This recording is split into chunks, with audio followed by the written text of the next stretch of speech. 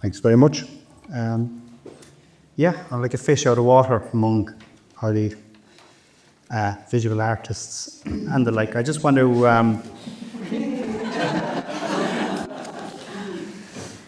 that'd be funny now. Corner on this. So I want to kind of run through just a little bit, because Michelle asked me about, conflict and community, and run through my background and where it's kind of brought me to now as I suppose someone who's in that world between media and art. It's a funny kind of a grey area. And I suppose a crisis that I feel in terms of the medium. My background, very briefly, is that I started off filming bits and pieces for news up in County Mayo, near my uncle's farm. I was living on his farm at the time. Shell had come to the area. They'd found a natural gas field off the coast, and sat down with the government and chartered this lovely pipeline route through these lovely green fields and through this state-owned bog into a refinery, and everything would be rosy and Shell wouldn't have to pay any tax, really. So that was all great until Shell employees landed up in fields in County Mayo and said, well, we've permission to lay a pipeline in your land, and if you stand against us, we'll put you to jail, thinking, that'll solve that. Of course, it blew up in their faces because of the history of, land and colonialism in the west of Ireland, in the country of Ireland. 5 landowners were jailed for 94 days, and of course, for me, who was there filming, I was happy at the start. I was filming clips for news in a very remote area. I was getting paid a few quid, and I was happy enough getting my stuff on the telly, on the news. But over time, as I filmed more, and I knew a lot of these people, I realised that the medium of news, current affairs, what we call kind of traditional media, through honest means or less than honest means, where there was a lot of manipulation going on with the story. It wasn't a great meeting for the dullness to get their story out, but it was very easy for the likes of Shell and corporates to manipulate the story. And I was lucky because it was also the time when, I suppose, the DV revolution, we call it, cameras were becoming accessible. There was no mobile phones. Well, there was, but they were like phones. And so I was able to get a camera, and I just started filming, and on my own strand, still filming bits for news to fund myself. And that turned into a documentary, that The Pipe, which kind of took on a life of its own, just by me really observing, stepping back and observing, and allowing the people locally to tell their own story. I'll just show 1 or 2 clips. Good thing about having video is that you can fall back on clips when you get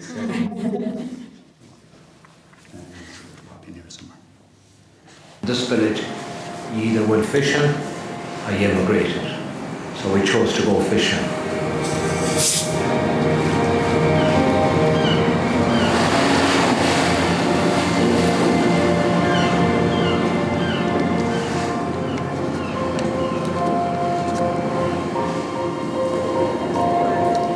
The fishing was in my family and in my blood, and that's what I like to. I love it so much that there's no job in the world that would replace it. Right, folks, your last opportunity before the time force. Are you going to move into that campaign by the time you're not talking to?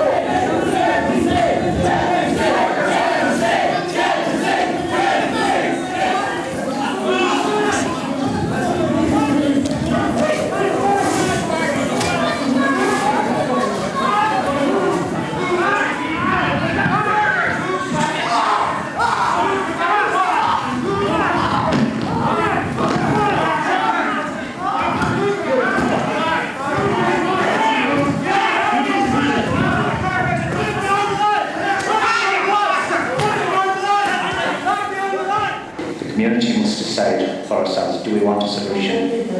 If we want a solution, No,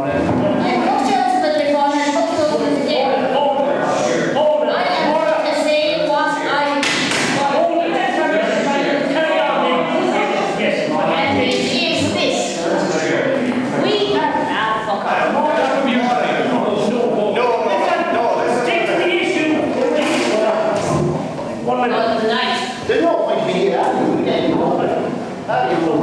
so you want to vote on this or not? No sense. And I tell you this. Nobody fucking sends me a... Oh, shit. The day of reckoning is here, the solitaire. So much hype. As big as a car. Big and all she is now, she'll have to obey the law. This is solitaire. Safety of the soul and your vessel is paramount. The action taken by your vessel is creating a clear risk for both vessels. Please immediately take action to stay well clear of the solitaire. This is solitaire out.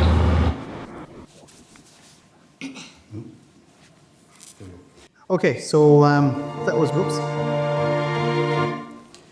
So that was my first experience of documentary. I kind of fell into it by accident and it evolved. And I suppose I realized that the power of documentary, the power of the media, you know, telling a story and communicating that and the impact that would have, you know. I mean, it was up to other people to make changes, but at least it could help them set the record straight. What it changed is arguable, but it gave them a voice, and you know, as a filmmaker, that's pretty much as you can do, and expect other people to pick up the mantle. So I suppose that was me kind of hooked in documentary. I kind of found the power of documentary, and I was kind of a cameraman, director. Recently, then over the last few years, through a journalist, Brian Fitzpatrick from Galway, who works in Canada, and a Colombian journalist. I ended up kind of by accident almost. That's the way it usually happens with documentaries, and a lot of art projects too. You get kind of dragged in, you know, and then you can't get out. You have to follow it through to the bitter end. So yes, it started off as about the peace process in Colombia, and has really come round to being about the farmers who the peace process should have benefited. And of course, like a lot of peace process and political, great political set pieces, and there's Nobel Prizes and everything in there, but the people at the centre in the communities, you know, when you drill down to the reality, you know, you wonder really for whose benefit are these big set pieces for. I'll just show you a quick clip before I get on to where I'm going with this. Just scooch forward.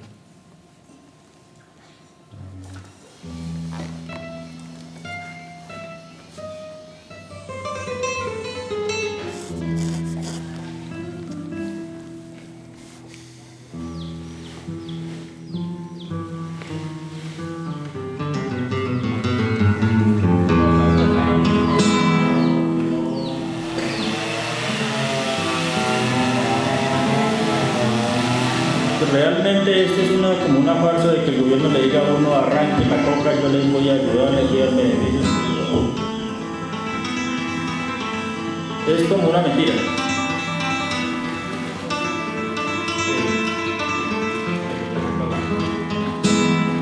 Qué bueno, mano, que algún día, verdad, pudiera organizar algo y el gobierno, verdad, organizara proyectos buenos para el campesino, mano. Que no tuviera que, bueno, dedicarse a eso.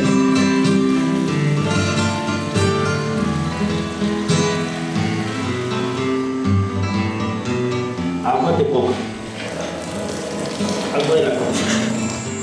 Pues nomás se mira que nomás uno lambiendo esa cosa se le duerme a uno la boca y ahorita todos los químicos, todo lo que llega a uno.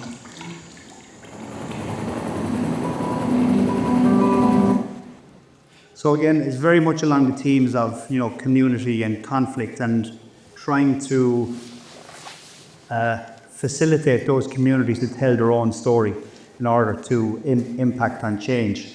However, like as we're filming, and we're filming down in the jungle in Colombia and places like this, you know, we hear about climate change. In Ireland, we're a little bit insulated from it, and we hear about these predictions of climate change. But then, of course, you kind of run up against it in very dramatic fashion, against the real impacts of climate change. You know, you're in the Amazon, which is it's always raining, it's always wet. But we were there in January, down on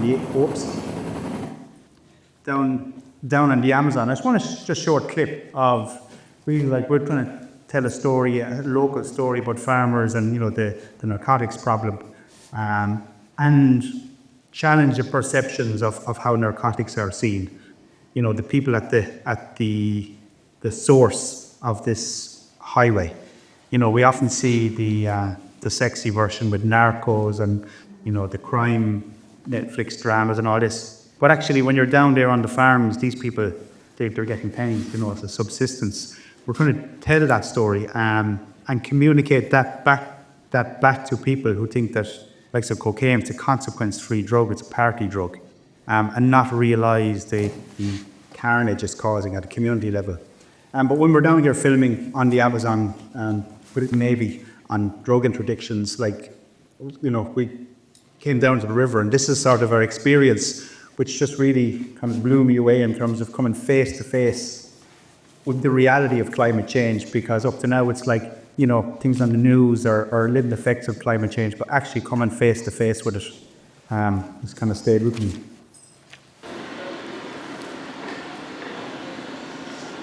So this is the Amazon on the Brazilian-Colombian border. We're out with the Navy, and you can see really how far the river has dropped. It's just, this is the main river, and you can imagine the tributaries that the indigenous depend on as their highways completely dried up, and it's I don't know, it's just something I'd never see.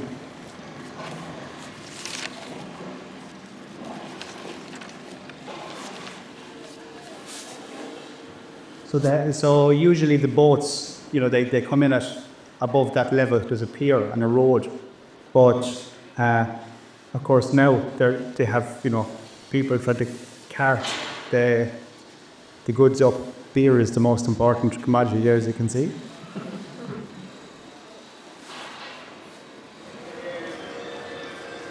The river has completely dropped down. So it's hard to convey how dramatic. So what the solution is, of course, there's a boat, and their solution, of course, is to try and build a bridge and build the road out into the river to kind of follow the dropping river further. It's thought about rearranging deck chairs on the Titanic.